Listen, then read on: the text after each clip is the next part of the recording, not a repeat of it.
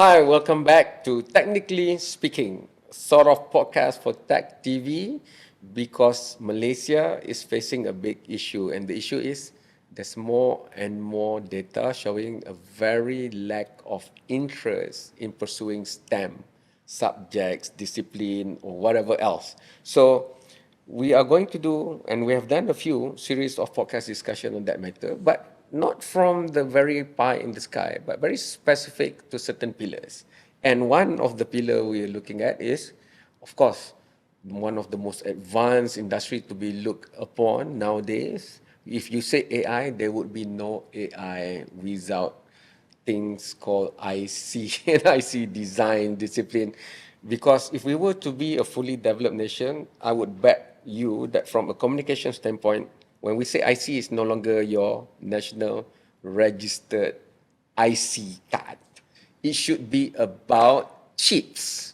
That's why there's a war between US and China on this. And not only that, kalau rasa hanya tentang Amerika dan negara China, tapi kenapa negara seperti Netherlands juga terbabit? Why is this small country in Europe? Because of lithographic printing. They are one of the few, or it's not only company that can use light instead of mechanical things to print on very small scales. So I'm very, very proud to introduce to you somebody who shares the Penang background with me, Saudara Eugene Khoo, the founder and CEO of Experior.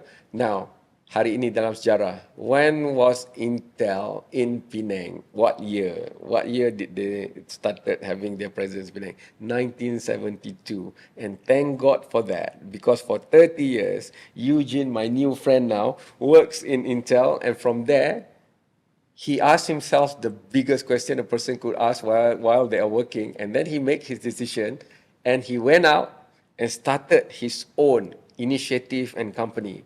And thanks to him, now we have a presence not only at the back end, as they call it, in the chips industry or semiconductor, but we are moving more towards the higher value end. Kalau nak keluar from perangkap middle income trap, then we need to go up value chains of many industries. So, Eugene, enough about me blabbering about, but I just wanted to bring the audience, because sometimes bila sebut saja chip, semiconductor, orang rasa susah. People think that it's so complicated. But I've heard your question inside the hall just now. And you're just like us. You just want good things for Malaysia, and you want to solve problem. So maybe I will let you explain to us what Experior is doing and how come you left Intel. Because people know if you enter Intel, you work 4 years, you must be good and you must be paid really, really well. And you don't have to think about other problems. You set for life. But you didn't choose that path. Okay, over to you. How long do I have? Many, many minutes. So maybe let's start with maybe a layman's explanation Sure. of the semiconductor Go ahead, ecosystem. please. So as you alluded to, we have the front end, which includes the design and development of a particular IC, and the back end. Back end, no, we are very familiar. Yeah. Right? Malaysia has been a manufacturing powerhouse with assembly and test over the past 50 years. But bila cakap front end, it's become very nebulous. Yeah. Right? So the front end, put it simply, is the design of the IC. And again, ICs are very complex. You have different functions. There's analog chips, there's digital chips, there's mixed signal, RF memory. So it's very complex. So the design of those chips are typically done either in other countries, Yeah. and if they are done in Malaysia, they'll be done in companies like Intel. I see. Okay, so it's a very high. That's a IP business, right? So where we invent, we create, and we own the rights.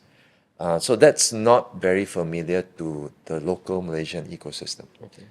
So that's front end, right? And then back end, whatever we build is essentially we are building other countries' IPs. So there are always pros and cons to current situation, Okay. right? So what we have been trying to do, or me and my colleagues, ex-Intel people, have tried to move up that value chain, as you called it, to provide IP and solutions and services on the front end, right? So I think that was the first question. Yeah. Second one was I spent 2 decades in Intel, and almost half of that was in the US, in Silicon Valley. Okay. What made me come out? My answer would be, I'd say stupidity, maybe, Okay. right?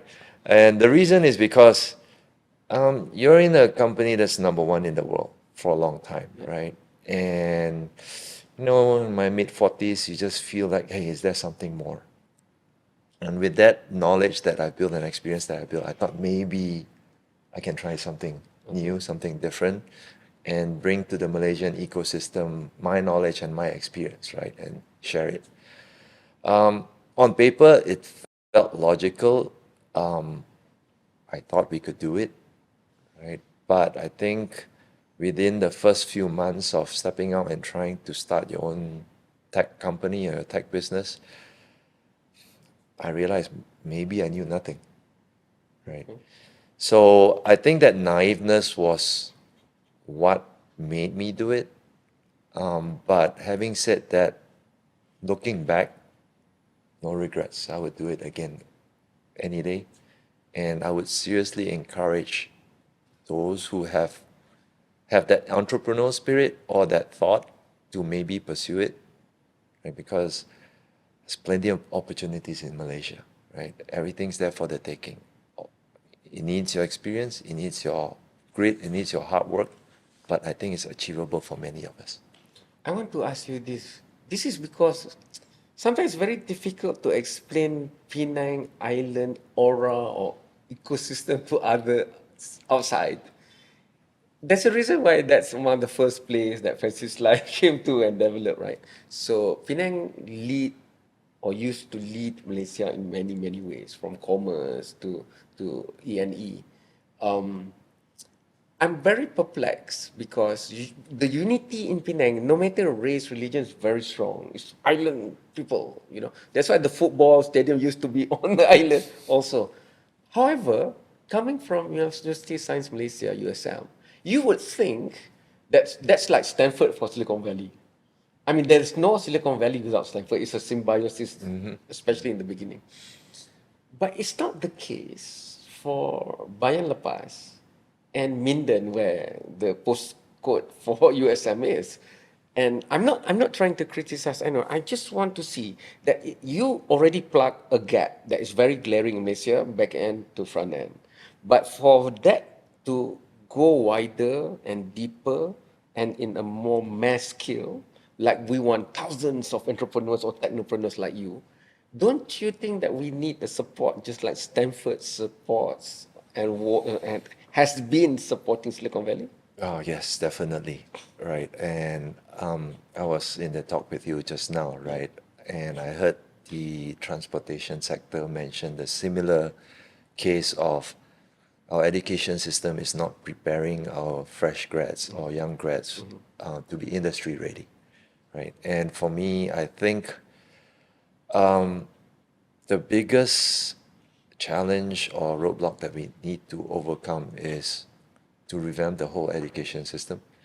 Obviously, the Ministry of Education has to play a key and major role in all this. I've tried within my own context. We have, 60% of Experior. We have more than 20 years experience. Wow. So we've curated our own training material, right? We are planning to publish it, and we have offered this to local universities for free, right? Again, that's part of the naiveness that I talked about earlier. Okay. It's not as straightforward, right? A lot of universities welcome it, right? But there are policies that kind of have Yes. to vet it and filter it to make sure that it's appropriate and broad, etc. So, long story short, I failed in my attempts to, propagate industry-ready material to local universities, and what I ended up doing is working with the corporate arms of universities like UScience for USM, Okay, got it. PSDC, which is the Penang Skills Development Center, Yeah. and they help be our agents, for lack of a better word, I see. to get our material, get the fresh grads exposed to our material, as well as other young engineers from other MNCs. Yeah. Okay. So that's like a band-aid solution, Okay. right? We need to figure out as a More nation sustainable. a more sustainable and a Okay. broader one that reaches all Eugene, universities. if you can indulge me, let's go back 2 steps maybe. If you can, I know you will ask me how much time do I give you, but how do you explain Experior, what it does, and where it sits in the supply chain of E&E, so Okay. that we inspire more Malaysians to be interested in it? Okay, so let me try to put it in a very simple way. I'm oversimplifying, okay? But if you Sure. imagine 5 boxes, Okay. okay? 1, 2, 3, 4, 5. The first box is IC design, Okay. where you have your concept and where you have to design the circuit for a chip that does a specific function. Okay. Okay, so that's the first box. Now you think of the last box, the fifth box, right? Because ICs control every aspect of human life today, it has to work every time, all the time. So it cannot fail.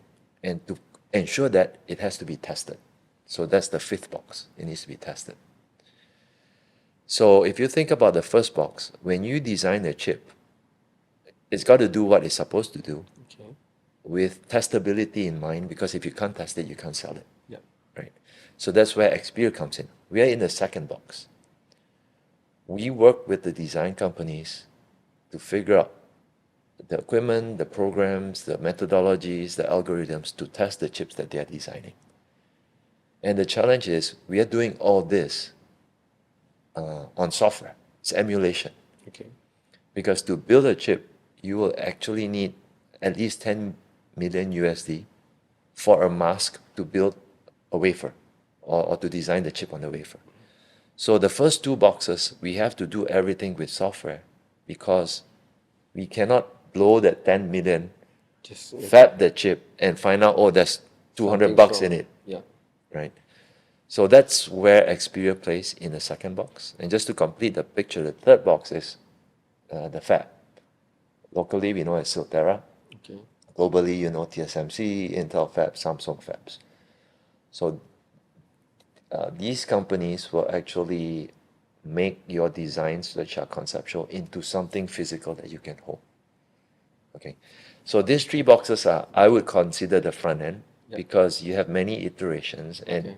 sorry, if your design's poor, you have to spend $10 million USD every time to fab a fix. It's going to be very costly. So that's where the front end is.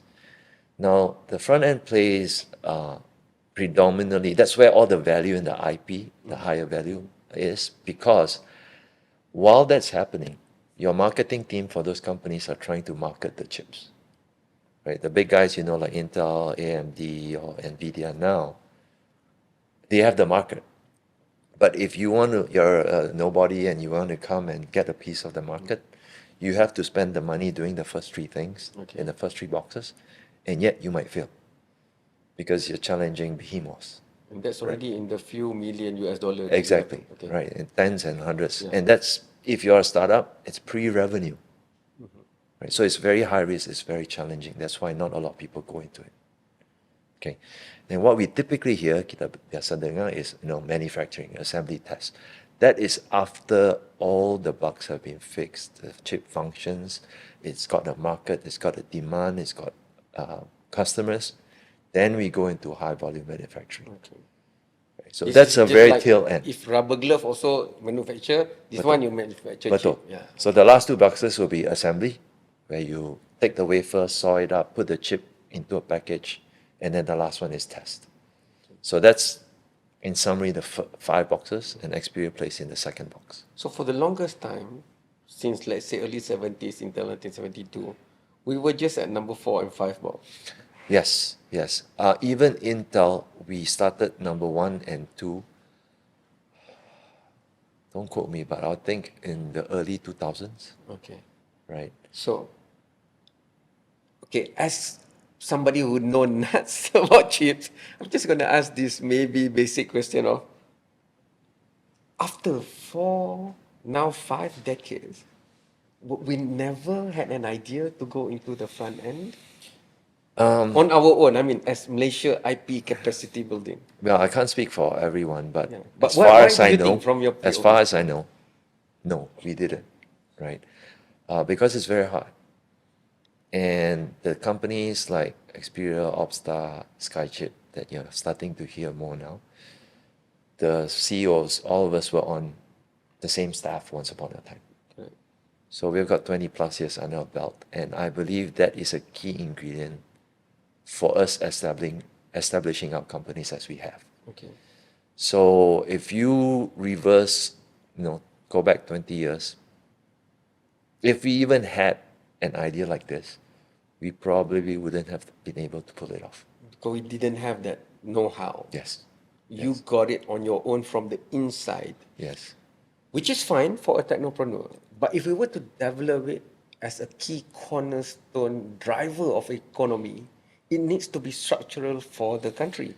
True, true. And again, I think our past strategy of getting MNCs and training our people and transferring the technology was the right move.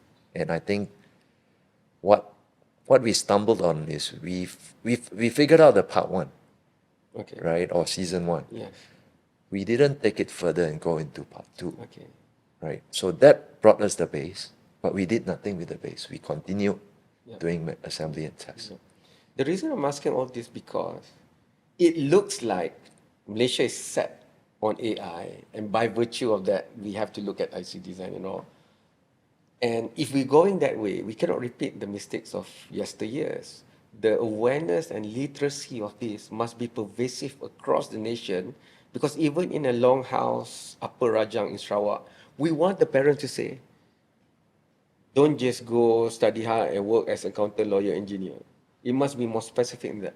Hey, there's more money now being focused on AI. Maybe you should consider, I don't know anything about it. I'm just here, but as you go to your uni, at least on the average, society knows about it. Like I said, no more IC is your kad pengenalan. It's chips in their mind. And internet helps, social media helps, because even those who do not want to know about the chip war, somehow it will come into their timeline if they search US or whatever. So I think for the second wave, if we can call it the 2.0 of our chip experience, don't you think that the masses should be more aware about the industry? It used to be kalau I lalu bayar lepas pun, I just tengok dari luar and that's it lah. Yeah, But now yeah. at least I should know more, right? Because it influenced me also and my family. Yeah, you're right, right? AI is just giving a very sexy label to Correct. technology. AI has been around for decades, right? We used to call it machine learning, Yeah. right? Again, it's a very broad spectrum. Yes, we need to get better acquainted with technology and the companies.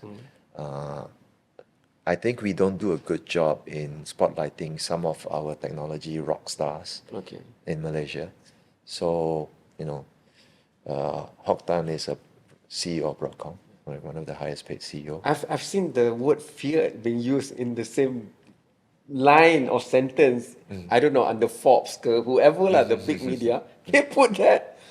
My Yeah. God. Again, he's brought a company like Avago acquired So he's the Broadcom. rock star for Malaysia. He's one of them, right? And the CEO of Vitrox, Chu, Okay. they've all had humble beginnings, right? And they're all Penangites and Malaysians, true and true. But if you mention those names, It you doesn't say strike who? a chord Right, with many. right. Yeah. With Phison now, Dato' for Dato' Pua, right? And with Great Tech, there's EK Tan. So again, I don't know if this is right or wrong, but technology is going to be here forever, yeah. right? And it's only getting more challenging. Okay. We need more talent. It's a very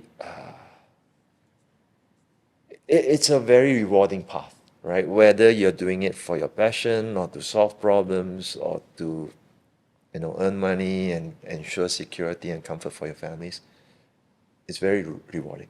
Let's go there a bit because maybe many of us, the laymen especially, we have no idea how lucrative the industry is. Can you just paint us a brief picture from Okay. your POV? I'm usually not very politically correct, but I have to be quite careful here what Sure. I say, right? Yeah, I get university professors and deans say, mengapa nak jadi engineer? Starting salary 2,000 plus 3,000, right? Susah, right? The reality is, I think we all start somewhere, Yeah. right? And maybe he was right. Not so much anymore, right? I think starting salaries for engineers now between 3,002 and 5,000, Okay. right? Depending on how good you are. But at that time when this statement came about, I think I just left Intel, right? And for really senior and good engineer, including bonuses and incentives, 500K, 1 million a year is not impossible, Okay. right? But of course, like everything else, you have to be good. Yes. You have to be up there. That's the top range. Lah. Right, Okay. that's the top range. So, anywhere in between is still pretty good. You are still going to be in your T20 range, right? 20 plus K per month. So under the new budget, I see design engineers, whatever, cannot have subsidy for RON 95 or 98. But that's a Yeah. good thing. It's That's a good thing. Yeah. It's a good thing, right? And again, just to change our way of looking at Sure. things, what I've also shared with Miti is that we tend to look at revenue. I think that's great, right? That's GDP. Yeah. I tend to also track one more additional KPI, Okay. revenue per employee. Okay. So revenue is, I would say, is quantity. Revenue per employee is quality, Yeah. right? And the statistics I have that I pull shows that on the front end, your revenue per employee can be anywhere from 400 to 500K Wow. per employee per year. Yeah. Whereas in the back end, it's more like 100, maybe below 100, Yeah. and at best 150. So that's the difference in quantity versus quality. Yeah. Because if you create your own IP, I think the question just now was design. Yeah. It's no longer about price, it's value, Yeah. right? We own the IP, we license our IP. It's better than building somebody's chips and being paid cents per chip. You get a one-off and that's it. Yeah, and not only that, it's reusable. Yeah. Right. So it's It's like renewable keeps on license. giving. Yeah, exactly. Yeah. Obviously, the cost is high, the risk is high. But if you overcome it, then your challenge is to keep up with the technology trends and continue to push technology. Nothing's easy today, Yes. right? Everything's high tech and very competitive. But if you can do it, yeah, you asked me just now, right? Why did I leave a high paying job? Well, high paying, true, from a corporate perspective. But if you look at an entrepreneurial perspective, my net worth is probably 60x Okay. what it was Nice. when I was a high paying Who employee. any angel investor would kill to have 60. Yeah, yeah. I was just exactly. moderating an M-Band with Malaysia Business Angel Network. And the topic was how to get 20x. And 20x like holy grail already, good enough already. But you're talking about 60x. Yeah, My God. again, it's not easy. Understood, I don't want to give the wrong given. impression that, It's a it's, given. yeah. Definitely. Yeah, but it's doable, it's possible, Yeah. right? And at least I want to give, the idea that if you figure things out, that the rewards are so Okay, worth it. put it this way. Okay, not all can get 60x, but you can get half at 30x. It's still, Way better than putting it in, unit trust, whatever. yeah. Okay. Time is always the enemy. I wish IC Design could figure out a chip that could suspend time or elongate it. Because I had Dr. Paul was seated where you are now about a few weeks ago, and because he gave the Taiwan experience, because he went to study in Taiwan, and then he had a startup in 2000 in Taiwan. But funny, just off the cuff a bit. I got to know of Dr. Paul because when I qualified to be at the World Comic Forum, I was in the session with representative from Israel, when they saw my Malaysian flag, they say, it's not true. We invented the pen drive first. So that was, I blame Dato' Four for that because he was the one that they are targeting for that. But when I asked him in our podcast session, he said, yeah, of course, China claim, Israel claim, I think one more country, I forgot which one. But he said, where are these companies now? Phison is still around, and not just pen drive. So they're now moving because there's no AI without storage because there's tons of data, and so that's where he's coming from into the supply chain. So, but my question to you, based on that story, is I was lucky enough to go to a school called Sekolah Datuk Harun Tanjung Karang, which is just about 8 kilometers from Skinchan, where Datuk Poh was born. But I never knew about Datuk Poh because in Skinchan Tanjung Karang, that conversation never happened. Penang has one advantage over Skinchan in that sense because Penang is expected to be having people like you in it. So, because I'm a journalist, I'm going to ask you this. Is it because before it's almost like under the radar is the position to take publicly when you talk about talents and businesses of the semiconductor? Not something you share like jutawan makeup or an influencer on TikTok. You know, it's almost like only a select few. But now I get the feeling, I might be wrong, that more and more are trying to come out because not coming out is also jeopardizing us because it's a small pool. Interesting question. My first thought was, I think we are all engineers. Engineers are not very good socially in general. Okay, I'm not saying everybody's doing that, right? And we tend to shun the spotlight. So maybe, yeah, it's by nature we go under the radar. And the other aspect is mostly also about the country, right? Until recently, Malaysian government or MITI coined that silicon's the new oil. Prior to that, they always looked at the semiconductor industry as a private industry. Correct. We don't play in it. We don't stick our hands in it. And now that the whole world sees semicon as the future, I think then that's what's switching the channel for the government to also partner with industry. Are you more comfortable now talking about this in public compared to before? I guess I've always Okay. been comfortable. I I see. mean, the ideas and proposals that I made to 3 past administrations, Okay. right? And I'm glad that this administration is actually acting upon it, Okay. right? Well, if I was an advisor to the information ministry, I will ask them to dedicate one channel to what we're talking about because this is Malaysia 10, 20, 30 years from now, right? But of course, we don't have the luxury of wishes, but we do have the luxury of looking forward.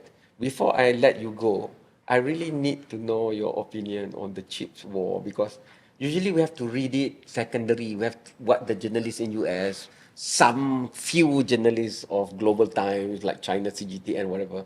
But you are in the global supply chain. And I mean it, okay? Just because Experior is in Malaysia doesn't mean they are straight away by virtue of what they do, the knowledge they have in the global supply chain. So you have the local standards, like they call it, or the ability to give your thoughts on it because you are in it. How do you see? Because when I saw the US pressure on Netherlands for the lithography thing, Yes, I'm like, yeah. that's not even US. Like this is free trade and whatever. But no, in the chip semiconductor, they use the term national security and they just go for it. This is the reality that many engineers or technopreneurs might not want to admit it, but this is the new world, right? So I need your views on this because how would we quantify it the next time we read something online or we hear CNN or whatever it is? I would say take everything with a grain of salt Okay. because everybody has their own agenda. Right? Technology is so hot right now that you use any means to secure control or influence, whether it's by laws or by embargoes or by economic policies or tariffs. Everybody has their own agenda, right? But technology is apolitical. if you come up with a great idea or great breakthrough, that's all that matters, right? You patent it and you market it, and And people need it. yeah, and people need it, That- right? Like that's the crux of things, right? Yeah, yeah. Okay. So I think we'll be in this state of flux between, you know, the trade wars and Singapore and other Asian companies like Asian countries like Vietnam and the Philippines wanting a bigger piece of the pie. I think that will continue to go on, right? The differentiator, I think, you know, in the past we always competed by cost. Okay. Hey, I'm cheaper. Come to Malaysia, right? But I think the differentiator that will determine success in the future is IP. By value. Yeah, IP, our intellectual property, our inventions, our creations. And for that to happen, we need more entrepreneurs. Because it doesn't matter how brilliant you are, if you go work in an MNC and you sign the employment contract, that employment contract states that whatever you create belongs to them. Stupid question for many out there because this is going to go online. Yeah, but I don't have capital. And you just said it just now that it's not cheap to go into. It's not easy. But hey, you know, I've advised wannabe entrepreneurs. I may not be the most successful or the wisest. There are many out there. Okay. Go talk to them. Go seek them Yeah. out. They will I be like that. very willing to share their experiences with you. Thank you so much, Eugene, for saying all that. I wish we could discuss more, but you can always come back and we will always open the door for Hey, you. this is my first time doing this, and it's kind of fun. Right? You get to- I'm going to pitch that Experior has its own podcast, so you know we can help you with that. But thank you so much. Okay, Shake hands. thank you. Come on. Penang to Penang. Okay. Return. You're welcome Yeah. to come back Yes, anytime. yes. Give me a call. Okay, sure. Thank you so much. Terima kasih banyak kepada anda telah menonton.